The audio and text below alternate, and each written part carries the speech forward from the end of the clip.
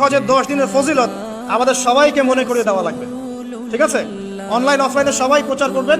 এই 10 দিন নেক আমলের জন্য একটা উৎসবের উপহার আল্লাহর পক্ষ থেকে। এই 10টা দিন যেন আমরা আল্লাহর পক্ষ থেকে এই উপহারকে কাজে লাগাই, বেশি বেশি নেক আমল করি, পরকালতে গুছিয়ে নেই, পারবো ইনশাআল্লাহ। আল্লাহ পাক এরকম কিছু অকেশন সৃষ্টি করে দিয়েছে, এমন কিছু উৎসব আল্লাহ পাক সৃষ্টি করে দিয়েছেন যেখানে মানুষ আমল গুছিয়ে আবারও আল্লাহর পথে ফিরে আসতে পারে। আমার কথা কি বোঝা যাচ্ছে?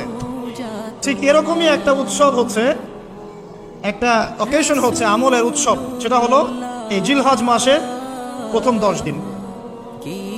এই জিলহজ মাসের প্রথম 10 দিন সম্পর্কে আল্লাহ পাক সূরা ফজরের মধ্যে শপথ করেছেন, ওয়াল ফাজরি, ফজরের কসম, ওয়া লায়ালিন আশর, এবং এই 10 রাতের কসম। এই 10 রাত বলতে এখানে জিলহজ মাসের এই 10 দিন এবং 10 রাতকে বোঝানো হয়।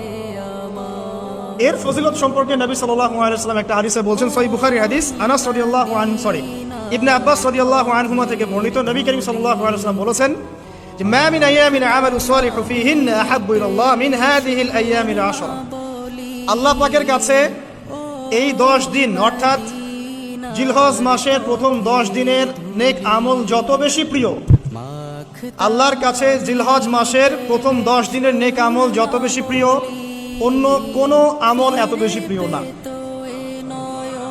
অন্য কোন আমল, এটা বুঝতে গিয়ে সাহাবায়ে কেরাম প্রশ্ন করছেন, ক্বালু, তারা বলছেন, ইয়া রাসূলুল্লাহ, হে আল্লাহর রাসূল, বলুন সাল্লাল্লাহু আলাইহি ওয়াসাল্লাম, ওয়ালাল জিহাদু ফি সাবিলিল্লাহ, আল্লাহর পথের জিহাদও কি নয়? আমরা তো জানি ইসলামের সর্বোচ্চ চূড়া হচ্ছে আল্লাহর পথের জিহাদ। তো নবী সাল্লাল্লাহু আলাইহি ওয়াসাল্লাম বলছেন, ওয়ালাল জিহাদু ফি সাবিলিল্লাহ, আল্লাহর পথের জিহাদও নয়, আল্লাহর পথের জিহাদও নয়, ইল্লা, তবে ওই ব্যক্তির কথা ভিন্ন, রাজুলুন খারাজা বিনাফসিহি ওয়া মালিহি ফালাম ইয়ারজি' মিন যালিকা বিশাই,